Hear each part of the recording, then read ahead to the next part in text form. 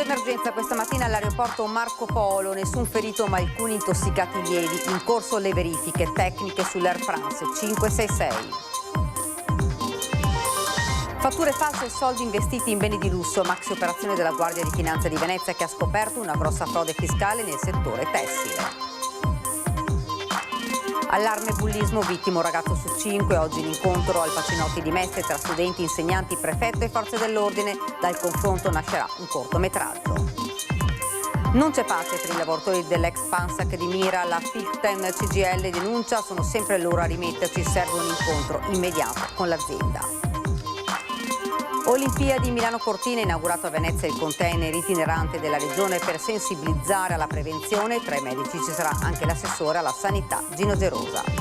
Dopo 2 anni di restauro riapre la sala delle 4 porte, una delle sale di rappresentanza più eleganti del Palazzo Ducale di Venezia. Buonasera, ben ritrovati dalla redazione di Venezia. Questi titoli, lo avete sentito, atterraggio di emergenza a Tessera questa mattina intorno alle 11:30, nessun ferito, alcuni intossicati lievi, in corso le verifiche tecniche sull'Air France 566. Momenti di apprensione nei cieli sopra Venezia per il volo Air France 566 partito da Parigi e diretto a Beirut, costretto a modificare la rotta e rientrare allo scalo Marco Polo di Tessera a causa della presenza di fumo in cabina.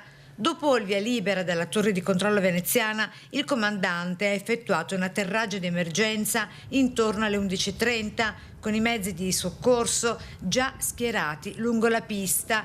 A bordo viaggiavano 168 passeggeri. Fortunatamente non si registrano feriti, anche se alcune persone hanno accusato lievi sintomi da inalazione di fumo e sono state assistite per questo dal personale sanitario. Sono in corso le verifiche tecniche sull'aeromobile per accertare l'origine del problema. Nel frattempo, tra il pomeriggio e la serata, è previsto il reimbarco dei viaggiatori su più voli diretti a Parigi, in attesa delle indicazioni della compagnia aerea per il proseguimento verso la destinazione finale di Beirut. Controlli rafforzati all'aeroporto Marco Polo di Venezia in vista delle Olimpiadi invernali Milano Cortina 2026. La Polizia di Stato ha arrestato 2 cittadini stranieri, uno con passaporto spagnolo contraffatto e un altro destinatario di un ordine di carcerazione per furto aggravato. 7 persone sono state invece respinte perché prive dei requisiti per l'ingresso o la permanenza in Italia. I controlli hanno riguardato in particolare voli extra Schengen e collegamenti internazionali. Fatture false e soldi investiti in beni di lusso, maxi operazione della Guardia di Finanza di Venezia che ha scoperto una grossa frode fiscale nel settore tessile. Fatture false per oltre 26 milioni di euro, quindi veramente un importo cospicuo, e un'evasione di circa 8 milioni di euro di imposte e quindi un sequestro di beni pari a questo valore. Maxi operazione della Guardia di Finanza di Venezia che ha scoperto una grossa frode fiscale nel settore tessile. 57 gli imprenditori indagati, 50 in Veneto, 3 in Friuli Venezia Giulia, gli altri dislocati in varie regioni, tutti di nazionalità cinese, eccetto un italiano. L'operazione, eseguita dalle Fiamme Gialle del secondo nucleo operativo metropolitano di Venezia, era partita dalle verifiche su un imprenditore cinese residente nel veneziano, titolare però di una società fittizia con sede a Oderzo. Avevano creato una rete di prestanome che partiva proprio qui dal veneziano, da Mestre in particolare, sempre della stessa nazionalità asiatica, e questi prestanomi mettevano nei confronti delle imprese tessili fatture false. Poi i prestanome scomparivano, le imprese tessili contabilizzavano queste fatture false che gli consentiva quindi di abbattere il reddito e di non pagare le imposte per quello che gli era dovuto. Gli investigatori hanno ricostruito i flussi telematici delle fatture elettroniche, geolocalizzando attraverso gli indirizzi IP le postazioni da cui erano stati emessi e registrati i documenti falsi. Abbiamo già individuato diversi immobili, parliamo di magazzini, appartamenti, garage che sono ora tutti soggetti a sequestro preventivo, auto di grossa cilindrata, perché a questi personaggi piaceva anche la bella vita. Abbiamo sequestrato conti correnti per valore già adesso di circa 2 milioni di euro, molto denaro contante anche grazie all'utilizzo del nostro cane che è abilitato a sentire l'odore del denaro contante. Questo ci ha consentito di trovare dentro le loro abitazioni, presso le loro aziende, parecchio denaro contante, sia italiano che straniero, e poi anche beni di lusso. Tenga conto che ad esempio abbiamo sequestrato orologi che ciascuno valeva oltre 160.000 euro. Al momento non ci sono misure cautelari personali, ma le indagini non sono concluse. Anche in queste ore stiamo continuando con i sequestri, perché per noi è anche importante bloccare subito il patrimonio che loro hanno, che sarebbe dovuto entrare dentro le casse dello Stato. Carnevale blindato a Venezia con il prefetto che alza lo scudo con la difesa delle zone rosse. Siamo nel periodo di Carnevale e abbiamo pensato ancora una volta di restituire le zone rosse, che sono zone di alta concentrazione dei controlli da parte delle forze di polizia. Festa e sicurezza, Venezia alza lo scudo. In questi giorni di Carnevale varchi presidiati e controlli rafforzati, specie nelle aree più affollate della città, da San Marco a Rialto, per prevenire episodi di microcriminalità, specie nelle previste giornate di sovraffollamento, ovvero nei fine settimana, con il giovedì e martedì grasso compresi, rispettivamente 12 e 17 febbraio prossimi. Sappiamo quali sono i fenomeni criminali di Venezia, certamente sono da un lato lo spaccio di sostanze stupefacenti, quindi questo tipo di comportamenti, dall'altro quello dei borseggi. Le zone rosse aiutano a contrastare questo tipo di fenomeni. Zone rosse come misure necessarie per garantire una festa serena, spiega il prefetto Darcopellos, dopo la dura presa di posizione della CGIL che aveva definito alle zone rosse un fallimento, di più il simbolo dell'incapacità di Cafarsetti di amministrare la città. I risultati sono estremamente positivi, dobbiamo considerare questo come uno degli strumenti messi a disposizione del sistema della sicurezza per contrastare tutti quei fenomeni criminali. Critica a cui il prefetto replica rivendicando la linea della prevenzione. Non sono le soluzioni totali, ma hanno dato degli ottimi risultati, quindi intendiamo ancora una volta riproporli in tutte le occasioni. Adesso in più hanno anche una protezione normativa che è stata stabilita ed è in corso di deliberazione da parte del Consiglio dei Ministri, quindi siamo completamente in linea con quelle che sono le direttive governative.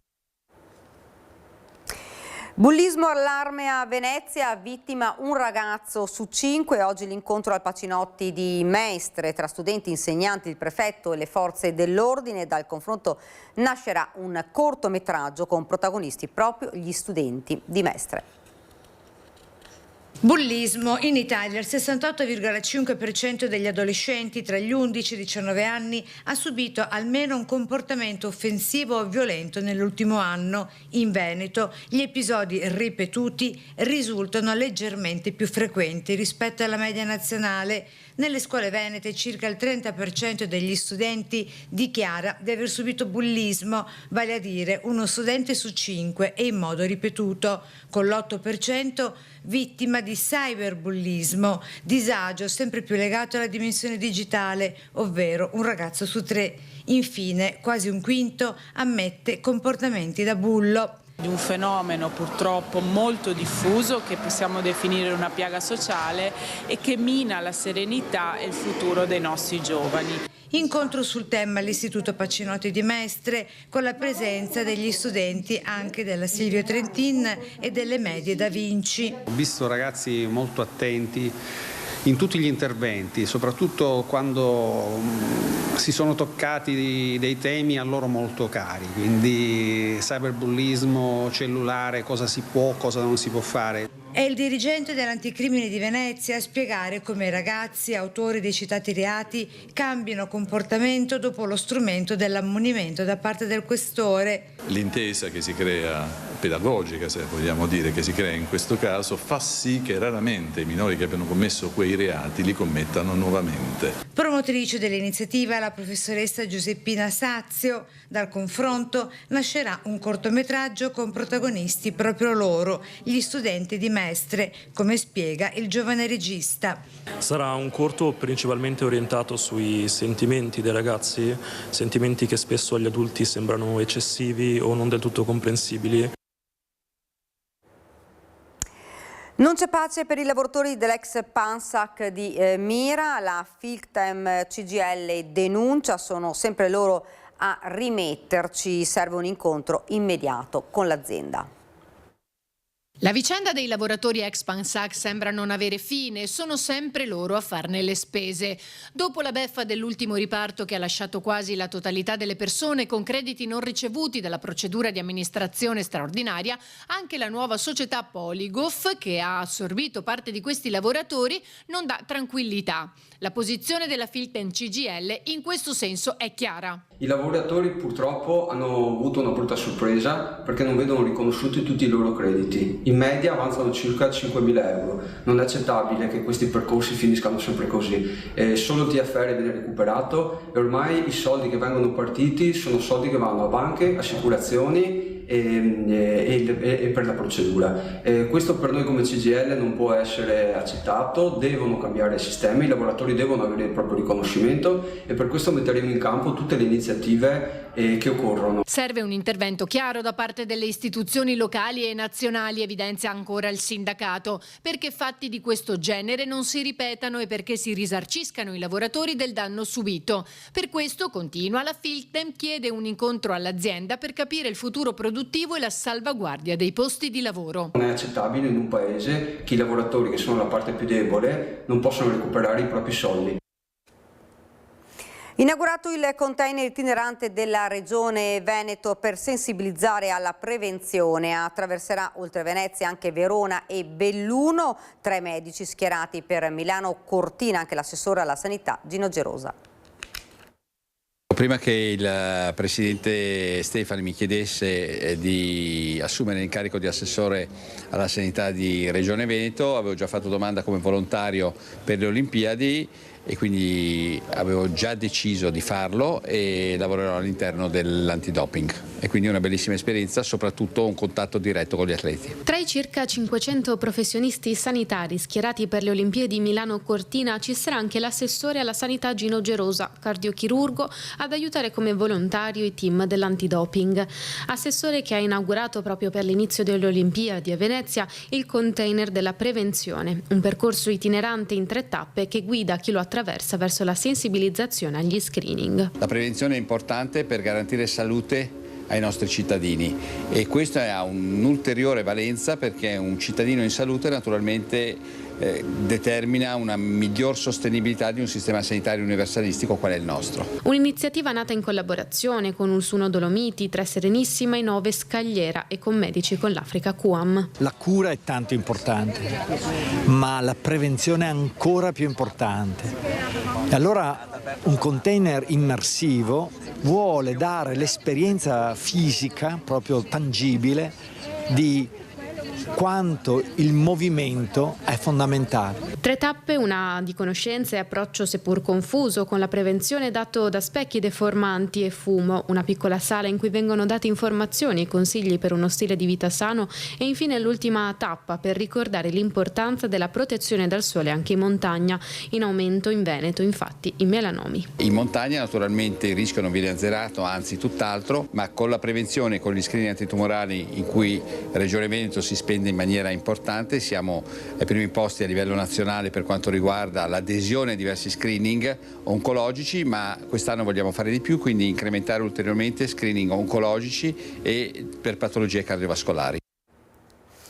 Dopo 2 anni di restauro riapre la Sala delle 4 Porte, una delle sale di rappresentanza più eleganti di Palazzo Ducale di Venezia. Vediamo il servizio.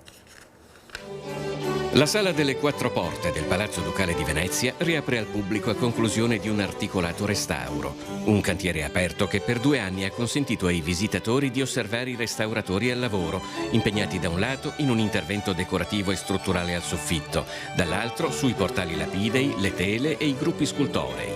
La situazione di partenza era abbastanza critica, siamo riusciti a gestirla molto bene anche con il supporto della Sovrintendenza delle Belle Arti, però è stato un restauro aperto, a museo aperto. Non è retorica dire che da questa anticamera è passata la storia. Attraverso le 4 porte monumentali si accede a Senato, Consiglio dei 10, Cancelleria e Collegio. Inevitabile, si tratti quindi di uno degli ambienti di rappresentanza più prestigiosi del palazzo, progetto di Andrea Palladio e Giovanni Antonio Rusconi, dipinti murali realizzati in origine da Jacopo Tintoretto. Hanno lavorato davvero moltissime persone, esperti d'arte, artigiani, artisti, architetti, scultori, pittori, e quindi è un momento di vera rinascita e anche di speranza. A rendere possibile l'intervento il contributo dell'organizzazione statunitense senza scopo di lucro Save Venice, 662.000 euro su un investimento complessivo di 747.000. Come può capitare nei restauri, poi non sono mancate le scoperte,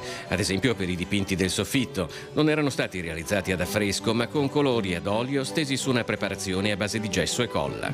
Questo permette a noi di comprendere bene come poter fare i restauri conservativi ora in questo momento e poter poi affrontare in futuro e quindi lasciare alle nuove generazioni un approccio direi molto più, con molta più attenzione rispetto proprio alla delicatezza e alla struttura stessa di Palazzo Ducale.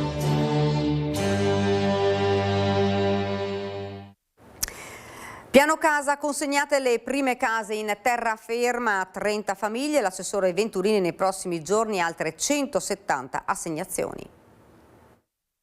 Consegnate le prime 30 case in terraferma del bando social housing, contratti firmati e chiavi in mano. Sono circa 200 gli appartamenti che entro marzo verranno consegnati. Si tratta di case a canone calmierato per cui gli assegnatari pagheranno un affitto tra i 200 e i 600 euro a seconda dell'ampiezza degli appartamenti, che varia dai 55 ai 63 metri quadrati. Da una risposta abitativa a 30 famiglie che hanno partecipato al bando social housing. Nei prossimi giorni assegneremo le restanti 170 case a 100 famiglie veneziane e 100 famiglie mestrine di terraferma. Attraverso il piano casa, il Comune di Venezia ha avviato un programma trimestrale di riqualificazione e incremento dell'offerta abitativa pubblica, stanziando 26.200.000 euro per il restauro e la messa a disposizione di 433 nuovi alloggi tra il 2024 e il 2026.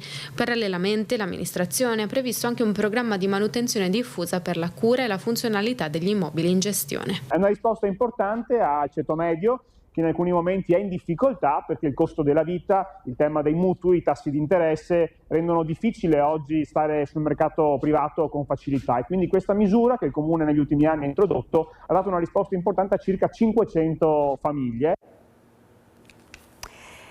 Ed è tutto per questa edizione del nostro telegiornale, ora la sigla, poi le previsioni del tempo. Grazie davvero per averci seguito, arrivederci.